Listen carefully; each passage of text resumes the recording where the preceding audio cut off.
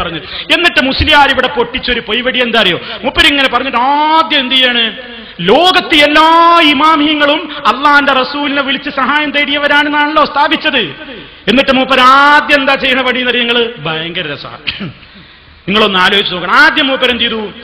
ഒന്നാമത്തെ ഇമാമായ അബൂ ഹനീഫത്തുൽ കൂഫി റഹിമഹുല്ലാഹ് എന്നാണ് പറഞ്ഞു വെച്ചു. എന്നിട്ട് അബൂ ഹനീഫ ഇമാമിന്റെ കുറെ മദ്ഹ് ആദ്യമായി ഉദ്ധരിക്കുന്നത് അൽ ഇമാമുൽ അഅ്സം വൽ അഖ്ദം അബൂ ഹനീഫത്തുൽ കൂഫി റളിയല്ലാഹു അൻഹു. മഹാനവറുകളാണ് സഹാബത്തിനെ കണ്ട 4 മദ്ഹബിന്റെ ഇമാമിയങ്ങളിൽ സഹാബികളെ നേരിൽ കണ്ട ഇമാം. കുറെ മദ്ഹാണ് പറഞ്ഞു. അപ്പൊ അത് കേൾക്കുന്ന നമ്മൾ വേഗം വിചാരിക്കുന്നത് പേരോട് ഇപ്പൊ ഉദ്ധരിക്കും അബൂ ഹനീഫ ഇമാം അള്ളാന്റെ റസൂലിനെ വിളിച്ച് തേടിയ ഒരു സംഭവം. അതിങ്ങനെ കാത്തു കുത്തിരിക്കുമ്പോ മദ്ഹൊക്കെ പറയുന്നത് അബൂ ഹനീഫ ഇമാമിന്, എന്നിട്ടോ മൂപ്പരുവിന് തെളിവുദ്ധരിക്കുന്നതായിരുന്ന അബൂ ഹനീഫ ഇമാമിന്റെ മദ്ഹബിൽ എന്ന് പറഞ്ഞിട്ട് ഹിജ്റ 681 മരണപ്പെട്ട ഒരാളുടെ കിതാബും.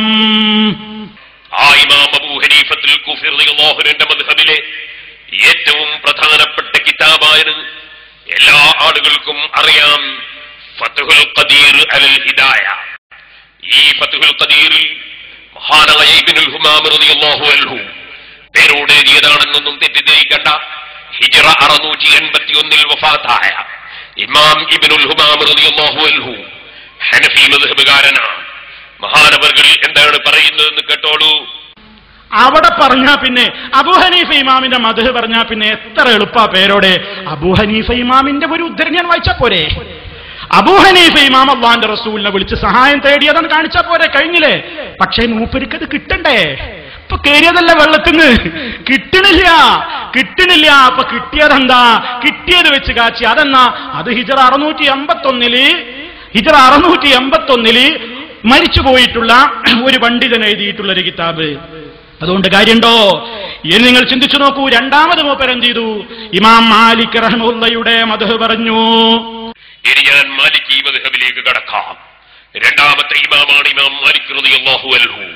സഹോദരന്മാരെ, സഹാബത്തിനെ കണ്ട താബിഈകളിൽപ്പെട്ട നാഫി റളിയല്ലാഹു അൻഹുവിനെയും സാലിം റളിയല്ലാഹു അൻഹുവിനെയും കാണുകയും മനസ്സിലാക്കുകയും മദീനത്തെ പള്ളിയിലിരുന്ന് ദർസ് നടത്തുകയും ചെയ്ത മഹാനായ ഇമാം മാലിക് റളിയല്ലാഹു അൻഹു ശാഫി ഇമാം റളിയല്ലാഹു അൻഹുവിന്റെ ഉസ്താദാണെന്ന് പറയുമ്പോൾ പിന്നെ മഹാനവറുകളെ വിവരം പറയണോ? ആ മാലിക് ഇമാം റളിയല്ലാഹു അൻഹുവിന്റെ മദ്ഹബ് എന്താണ്? അപ്പൊ കേൾക്കുന്ന ആൾക്കാരൊക്കെ വിചാരിക്കുന്നത് അതോ ഇമാം മാലിക് അങ്ങനത്തെ മാലിക്, മദീനയിലെ മഹാനായ പണ്ഡിതൻ, റസൂൽ സല്ലല്ലാഹു അലൈഹി വസല്ലമിനെ സ്നേഹിച്ച പണ്ഡിതൻ എന്നൊക്കെ പറഞ്ഞ് മാലിക് ഇമാമിന്റെ മദ്ഹ് കുറേ അങ്ങോട്ട് പറയും. അപ്പൊ നമ്മൾ എന്ത് വിചാരിക്കും? നപ്പ പറയും ഇമാം മാലിക് റഹിമഹുല്ലാ അള്ളാന്റെ റസൂലിനെ വിളിച്ച് സഹായം തേടിയ ഒരു സംഭവം ഇപ്പൊ പറയുന്ന വിചാരിക്കുക. പക്ഷേ പേരോട് ഇമാം മാലിക്കിന്റെ ഒരു ഉദ്ധരണി, ഇമാം മാലിക് റളിയല്ലാഹു അൻഹു അള്ളാന്റെ റസൂലിനെ വിളിച്ച് സഹായം തേടിയത് തെളിയിക്കാൻ കഴിയുന്നില്ല. എന്നിട്ടോ ഹിജ്റ 737 മരണപ്പെട്ട ഇബ്നു ഹാജിന്റെ മദ്ഹൽ എന്ന കിതാബ് എന്നാ പിന്നെ വായിക്കുന്നത്. കബളിപ്പിക്കൽ.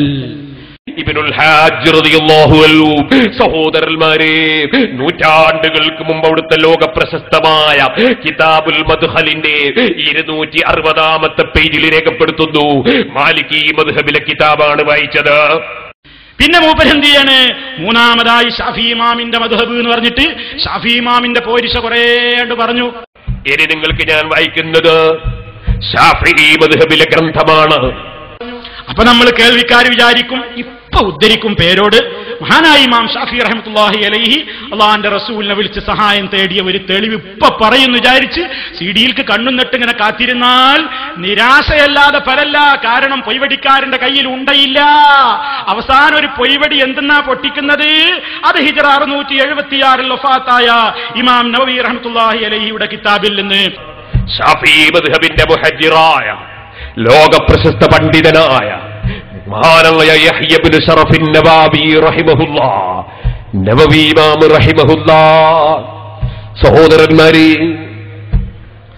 ആ ഇമാം നവവി റളിയല്ലാഹു അൻഹു അവിടുത്തെ ശറഹുൽ മുഹദ്ദബ് എന്ന ലോകപ്രശസ്തമായ കിതാബിൽ, ഏറ്റവും ഉത്തമമായ കിതാബിൽ മഹാനവറുകൾ എഴുതി രേഖപ്പെടുത്തുകയാണ്.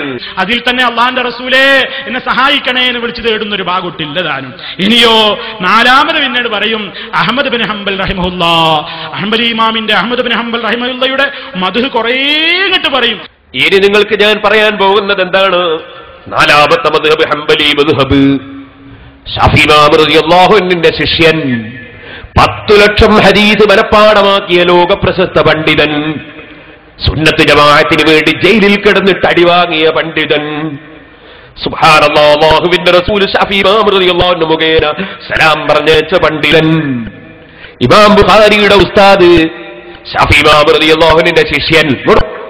അപ്പൊ നേരത്തെ പറഞ്ഞതുപോലെ തന്നെ നമ്മൾ വിചാരിക്കും, ഇപ്പൊ പറയും അഹ്മദ് ബിൻ ഹംബൽ റഹിമഹുല്ലാ അള്ളാഹുവിന്റെ റസൂലിനെ വിളിച്ച് സഹായം തേടിയ ഒരു ചരിത്രം, അള്ളാഹുവിന്റെ റസൂലിനെ വിളിച്ച് സഹായം ചോദിച്ച ഒരു സംഭവം ഇപ്പൊ പറയുന്നു വിചാരിച്ച് നമ്മൾ കാത്തിരുന്നാൽ നിരാശ തന്നെ ഫലം. വായിക്കുന്നത് ഏരുന്ന ഹിജ്റ 620 വഫാത്തായ ഇബ്നു ഖുദാമയുടെ മുഗ്നി എന്ന കിതാബിൽ നിന്ന് ആ മഹാനായ ഇമാം അഹ്മദ് ബിൻ ഹംബൽ റളിയല്ലാഹു അൻഹുവിന്റെ മദ്ഹബിലെ ഏറ്റവും ഉത്തമമായ കിതാബാണ് ഇബ്നു ഖുദാമയുടെ മുഗ്നി. ആ മുഗ്നിയിൽ കേട്ടോളൂ സഹോദരന്മാരെ. അപ്പോഴോ തെളിവുണ്ടെങ്കിൽ ആ 4 മഹത്തുക്കളുടേതല്ലേ ഉദ്ധരിക്കേണ്ടത്.